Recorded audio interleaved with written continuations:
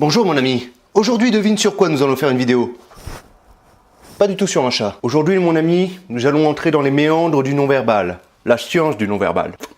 Non, il y a quelques temps, je t'ai filé des astuces pour prendre confiance en toi, mais j'aimerais t'expliquer exactement la science qu'il y a derrière le non-verbal, parce que je tire pas ça de mon chapeau, ça vient pas de nulle part. Il y a véritablement un sens en fait, à un comportement et pourquoi les gens qui ont confiance en eux et ceux qui sont stressés se comportent de cette manière. On a déjà étudié un petit peu la question, mais j'aimerais vraiment aller en profondeur et qu'on étudie ça de manière très sérieuse. Qu'est-ce qui fait que toi, petit oiseau, tu te comportes de manière stressée? Pourquoi tu te renfermes sur toi-même? Nous allons voir ça tout de suite. Déjà, j'aimerais parler avec toi de valeurs sociales et d'alpha. Qu'est-ce que c'est? En fait, depuis la nuit des temps, tu sais bien qu'il y a un système de hiérarchie. Peu importe où on est, dans tout le règne animal, tu vas voir des alphas et tu vas voir des personnes qui vont être soumises aux alphas. Et nous, on a gardé ça finalement, sauf qu'à l'époque, et bien entendu, il y avait des combats qui avaient lieu en fait entre les prétendus chefs. Il y avait du sang, il y avait des morts. Et donc, les chefs de tribus se battaient pour avoir accès au trône quelque part. Maintenant, il n'y a plus ce système de combat, les gens ne se battent plus, mais ils ont quand même gardé le non-verbal qui est associé au système de soumission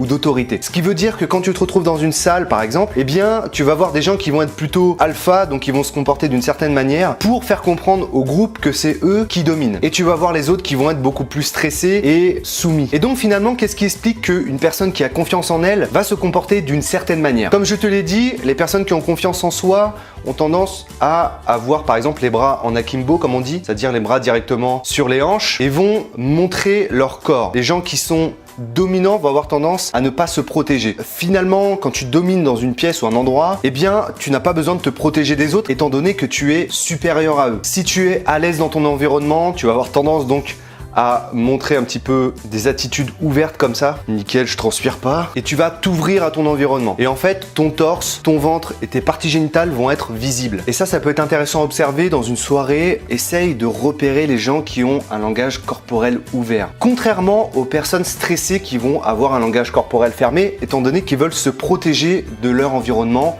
et des possibles alphas. Et c'est une manière en fait sous-jacente de faire comprendre à l'alpha du groupe que tu es dominé, que tu comprends parfaitement que c'est lui qui est le chef de la meute. Là, j'aimerais te parler des comportements pacifiants et du stress. Et tout d'abord, j'aimerais que tu retiennes deux idées.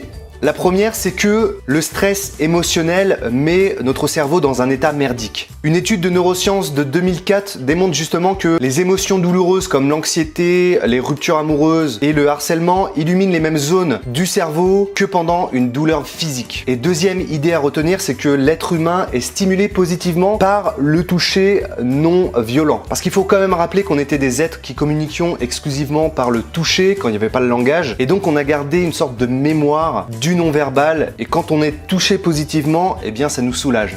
Revenons-en à la théorie de pacification, mon ami.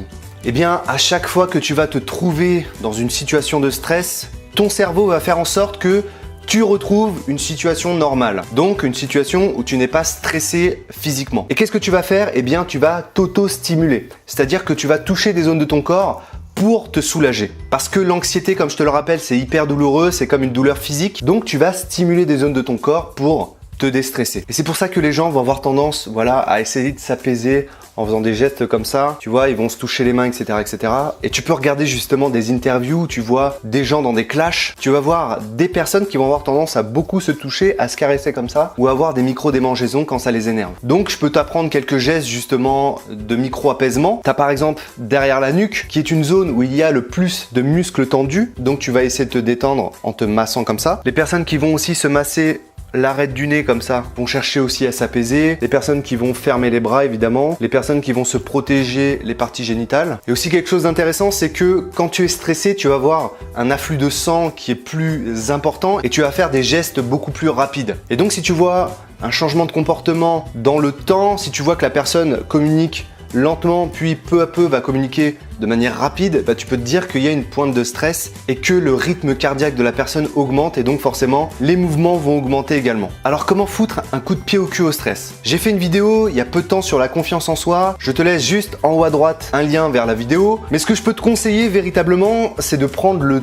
temps de réaliser des gestes de confiance, parce qu'il faut savoir, et je vais te laisser un lien dans la description, c'est que le corps et l'esprit sont liés et le simple fait de se comporter de manière confiante, eh bien ça va changer inévitablement la manière dont ton cerveau interprète la situation. En tout cas, j'espère que cette vidéo t'a plu. On se retrouve très bientôt. Salut! J'aime bien cette petite musique pour se quitter. N'oublie pas que dans la description, tu as un lien vers des choses intéressantes et tu peux bien entendu rejoindre ma secte. Oui, ma secte. Toutes les infos sont dans la description. Salut!